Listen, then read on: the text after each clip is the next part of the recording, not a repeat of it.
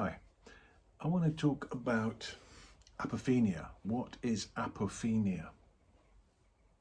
Apophenia is a psychological condition, and it's where one becomes compulsive about seeing patterns in random events. Now, in the human psyche, obviously, that capacity exists. So, even the cavemen, they would hear a rustle in the grass and then they would associate that with danger, and sometimes it would equal danger. And so we have that capacity within us. And equally, we have the capacity to analyze things. So on the one side, you have intelligence, and the other side, you have seeing meaning in patterns. And apophenia is when you see meaning that isn't there, and you develop almost an addiction for the feeling of meaningfulness that you gain from joining the dots, such that you develop a cognitive bias, which means that you so want to see the meaning that you've already determined is there that you discount anything that goes against that, any evidence that might go against that. So, for example, if you meet someone who is suffering from apophenia, they really can't enter into debate. They feel very clear that they're right and you don't know, and they're not really up for discussing it. The basis of it is that people think everything happens for a reason, that there's a reason behind everything. And that is because they haven't seen the deep, profound existential truth that the Buddha talks of, about how life is actually empty and meaningless.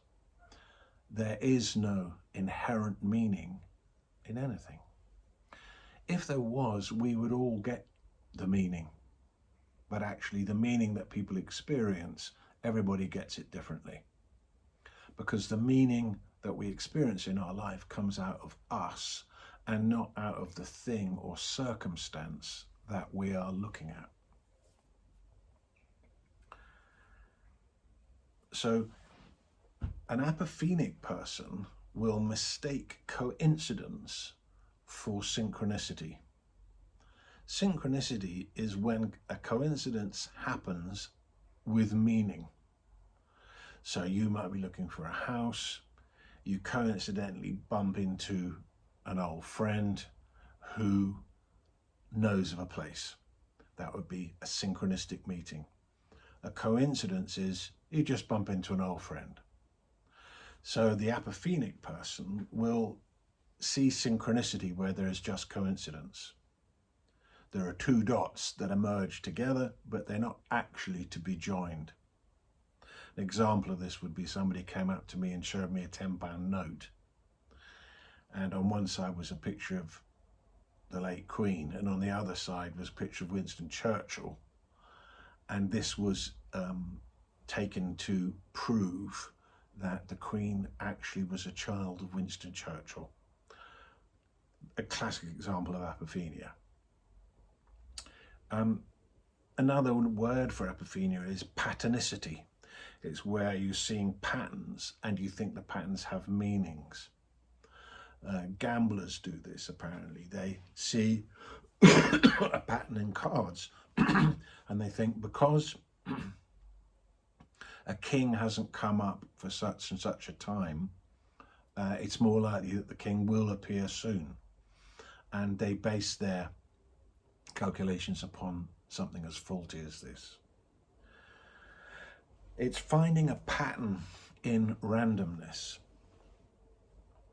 So you might have a great speaker, and the speaker is, maybe he's coughing, or maybe he's gesticulating in a certain way, or maybe at a certain point he moves in a certain way, and these are, from the point of view of the speaker, random actions, but from the point of view of the apophenic listener, meaning is read into them.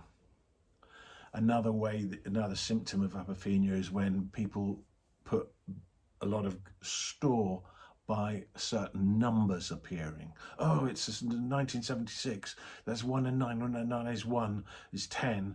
7 is 10 and 7 is 1 is 7 is 8. 8 and 6 14. 14 5 5 5. The number of, and it's like finding meaning where there is none.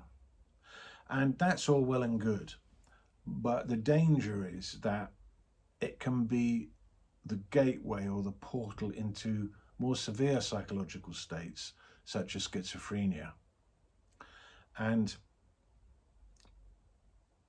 particularly when there is a sort of obsessive quality to it, particularly when, the search for meaning becomes apophenic. There is meaning in this life, but it's not conceptual. It's not expressible in words. It's a feeling. It's a connection to ultimate knowingness that satisfies the urge for meaning. But in the absence of that, we go around creating it. And it seems to me that many people who I would consider apophenic are very near, in their sort of evolutionary state, the point where they would realize meaningless and ultimate meaning. But for some reason, they've taken that and they've gone off into a labyrinth of stuff where they are finding meaning where it simply isn't. They're inventing the meaning because such is their desire to find meaning. And of course, then there's confirmation bias, which is where you only see what it is that you want to see to confirm your view. Also, one of the common features of people who are apophenic is they underestimate the variability of data. So they don't realize that 4 different elements can make up in very, different shapes. It's not just one shape you get from 4 elements. The fact that somebody said this doesn't necessarily mean that. The fact that somebody did this doesn't necessarily mean that. The fact that somebody did this before and then this happened doesn't mean that when someone does that again, the same thing will happen again. So it's the underestimating of the variability of data. It's if your apophenic aptitude starts to become more than your intelligence, i.e. your capacity to analyze and assess data, then you head towards the world of delusion. If you overanalyze, then you may find that you're in some sense cognitively impaired because you're not able to see the patterns. So it's a very delicate balance, and you don't necessarily know when the apophenic aspect has taken over. So conspiracy theorists, which is a kind of very prevalent in these days, QAnon, massive stuff on the internet, all feeding the apophenic mind, giving the idea that there is meaning, there's hidden meaning that can be found. People thinking that, supermarkets have put some occult meaning in their logo, or, just seeing evil where it isn't, and developing a mindset that is supported by apophenic conclusions, which turn out to be delusions. Now, the other interesting point with all this is, because there is no way that anything is, how it appears to us is given by who we're being that it is. There is no way that anything is, so how it appears to us is given by who we're being that it is. And so then the person with the apophenic imbalance their being that life is in a certain way, so life will start to occur to them like that, and that will make it compound even more the delusion, and that will then make the likelihood of it turning into a dysfunction like schizophrenia even more, it will make it even more likely. So it's a very subtle thing, apophenia, and we need to be aware of it, and to really look and see, the dots that we're joining up. Why are we so excited about that? Why are we? Because people get too excited.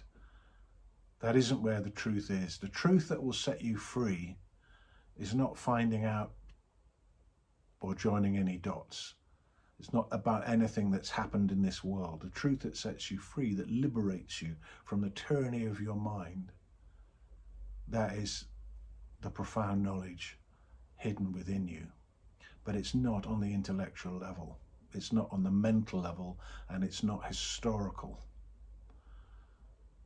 The truth that truthers go for will not set you free. You find out, or you think you find out that, the Queen's a lizard.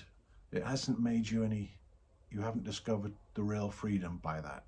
It's just more knowledge of a very dubious kind. So there is a truth that sets you free, but it's not in the labyrinth of conspiracy.